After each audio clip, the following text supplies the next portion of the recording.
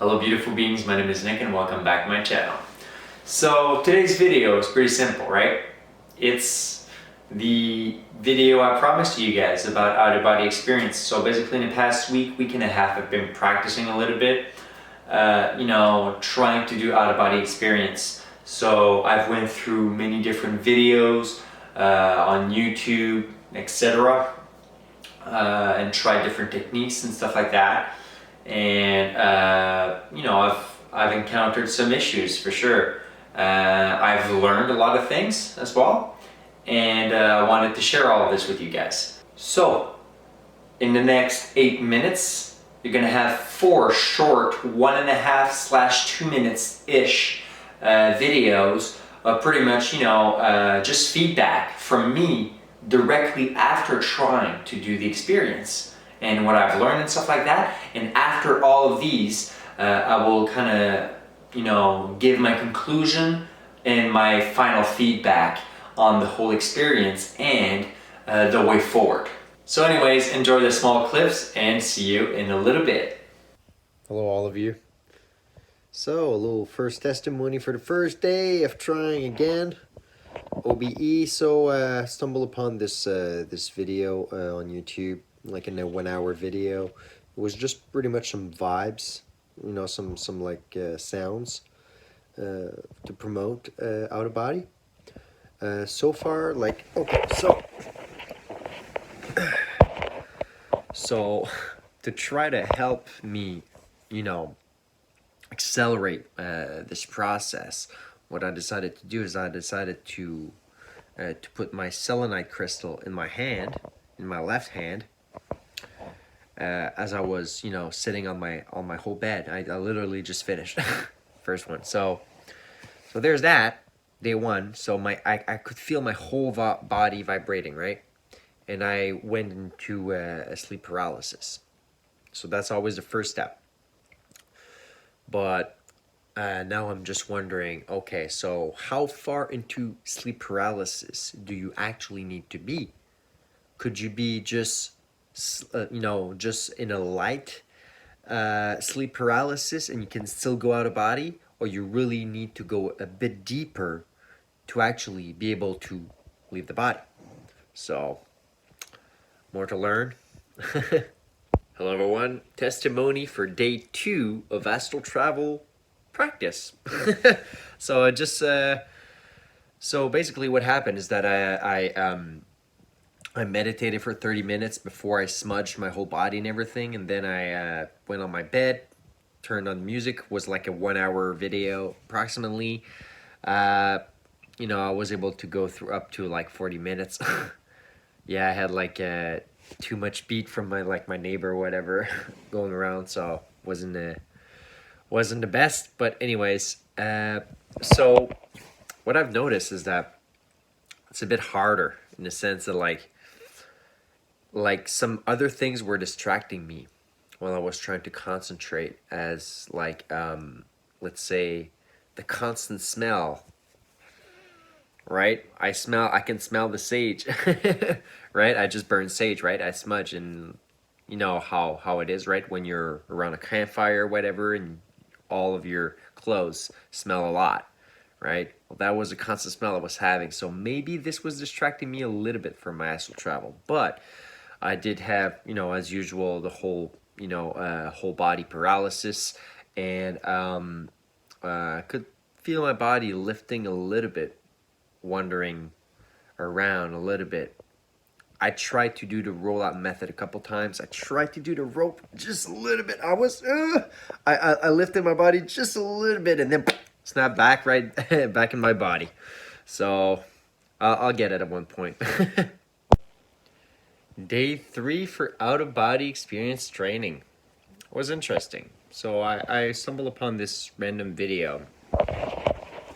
This random video of a dude, 40-minute video on pretty much, like a guided, out of body, right? And guided astral travel. So basically, the guy, there was just relaxing music, the whole body scan and everything. It was great. I actually was probably one of the best body scans I've ever heard. That's great. My whole body went into sleep paralysis quite fast. Actually, I was quite surprised. So it was like a hypnosis video for astral travel. So it was very interesting. Uh, so my whole body was like extremely relaxed. I got the sleep paralysis and everything, and then he was basically asking to do like some slight exercises. So basically, to get out of sleep paralysis, lift your leg just a couple inches, and then drop it, and then it was saying. Basically, I was practicing lifting up my body a little bit, getting out of sleep paralysis, and then as I drop slowly back my feet down, or my arm, or whatever I was doing, right? Then I was doing the exact same thing right after, but for my astral body. So I was lifting my let's say my right arm just an inch or two for like a couple seconds, and I was dropping it, go back into sleep paralysis, uh, and then lift my arm up a little bit. It was very interesting. So I don't know if that's the best thing to do, because it was kind of bothering me a little bit, in the sense that if you have to practice and like lift up your physical body and then drop it and then do the same with your astral body, wouldn't it be harder to actually do it because you step out of full-on sleep paralysis? I'm wondering. What are you guys' thoughts on that? Hey, beautiful soul. Testimony, day 4, out-of-body experience training. I've been trying for a couple days now, and I don't know, it wasn't easy, just because so I go back to this video that really worked well for me originally. It's just that, yeah, I haven't been able to go as far as last time I did it, so I'm a little disappointed, I guess. But I already know why I wasn't able to go as far. It was because I was tired. I had a couple bad nights of sleep, and it was affecting my progress on out of body. That book I showed you in my previous video on OBs, basically, I haven't read it yet, but I did read a couple pages, like 20, 30 pages in the past. And then I kind of stopped reading it, and then I kind of went back to it. But yeah, and I've learned back then when I read it that, yeah, you should always be careful. If you're tired, you probably shouldn't be trying to do out of body, just because you don't want it to get that into that habit of you're tired, or like you don't want to train your subconscious, basically, or you don't want to train your astral body and your body, you don't want to train yourself, okay, to always fall asleep every time you try to out of body. You know what I mean? So it's always best to do it when you're at your optimal levels. You had like, great night of sleep, and then the day after, then you can try again, right? Just don't want to, to fall into a trap, into a kind of a pattern that your body just does like automatically after a while, right? Anyways, so not a lot of progress, but I'm learning stuff, right? So that's good, that's progress. Okay, so in the retrospect, I think my first biggest mistake that I've realized that I've done trying to do an out-of-body experience, or trying to reach that point, right, was that I actually tried to accomplish it within a certain time frame. And that actually put pressure on me to try to accomplish within that certain time frame, right? At first I was like, okay, I'll do it in a week or something. And then I had more and more pressure onto myself to actually accomplish it, and that's not a good thing, right? Out-of-body experiences are supposed to be more natural, supposed to be, it's something that will either happen spontaneously in your life, or it'll happen from sheer will, but it requires practice, and it'll take more sometimes than just a week of practice, right? So that was my biggest mistake. I was maybe a little arrogant into thinking that I could actually do it within a week. But anyway, so that's why I've extended it a little bit more, right? So my second biggest mistake that I've realized was that you should never try to do an out-of-body experience when you're tired. Because when you do, you're either going to fall asleep or you're just not going to have enough spirit energy, etheric energy or whatever, right? The energy you're using your spirit as you're going into your astral body, right? There's not enough energy available for me to actually be able to lift off, out of my body and explore the world, right? Regarding me trying to actually do it within a certain time frame, sometimes it's funny, right? The universe has funny ways to actually force you into accepting the flow of things, the natural flow of things. Because when you try to force something too much, the universe is going to come back to you. It's like, no, you got to accept the natural way of things. So those were my two biggest mistakes that I've realized. That I was trying to reach it within a certain time frame and wasn't accepting the flow of things. And I was actually trying to reach it on days that I was too tired. And it definitely not going to work. So those are the biggest ones. So my friends, yes, out-of-body experiences are real. A lot of people in the world actually experience this phenomena. And it's something that's achievable, but it requires a lot of dedication. So that's another big thing, right? You need to be dedicated. If you want to achieve something like that, you got to be dedicated and continuously try until eventually you actually do it.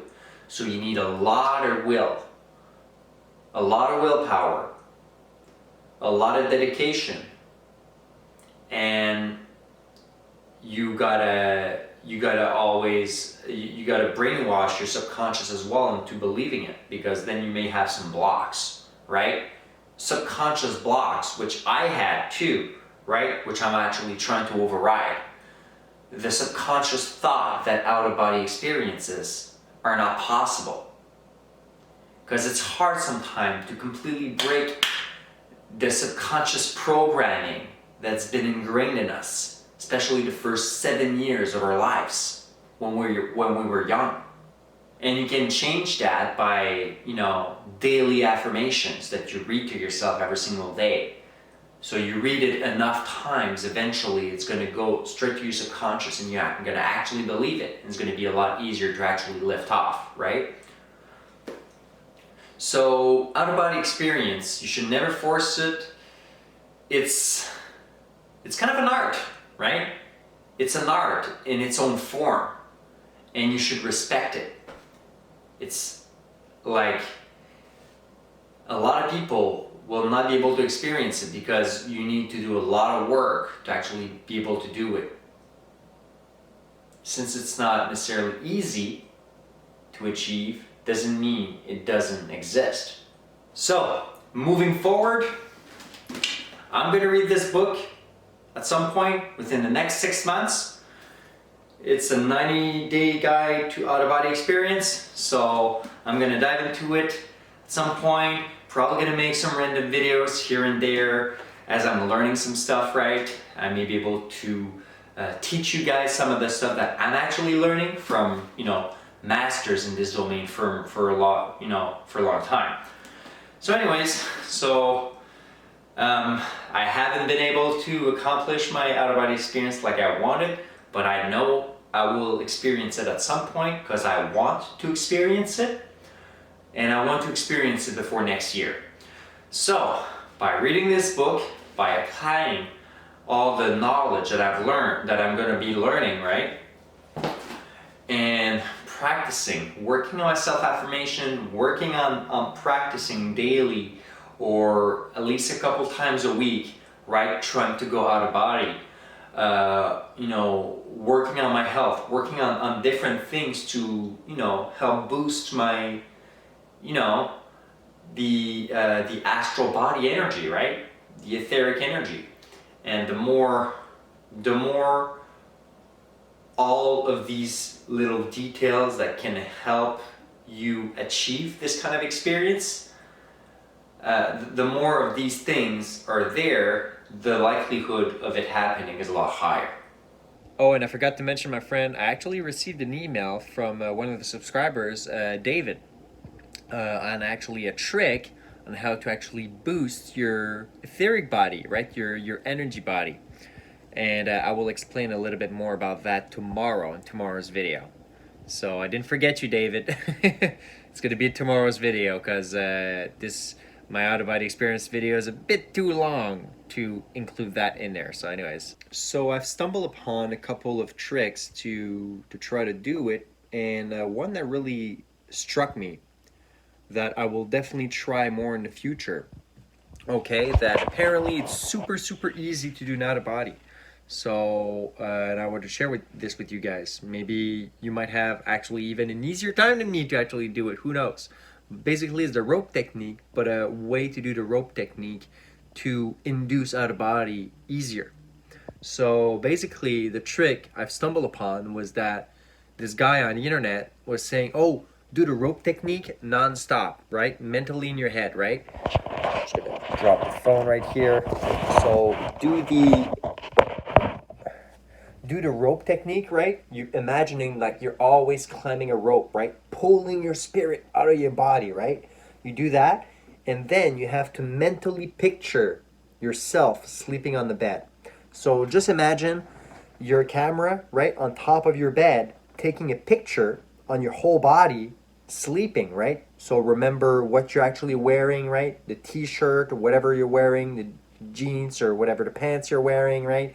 If you have an eye mask on or whatever, remember all these details and imagine you're, a camera on top taking a picture of you, right? So you do the rope technique nonstop.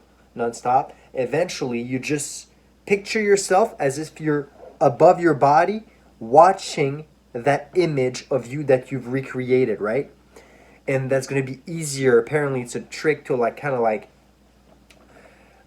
bring your spirit, kind of lift it up like right away, right out of your body. Apparently, it works. So I'm looking forward to try this trick in the future. This is what I experienced. It's not something that's easy to do, but it's possible, and I cannot wait to experience it and actually make a video of it, right? But you should never try to rush these kind of things. Always accept the flow, the natural flow of things, of life. So anyways, have a beautiful day. You guys stay blessed, and I love all of you. Peace.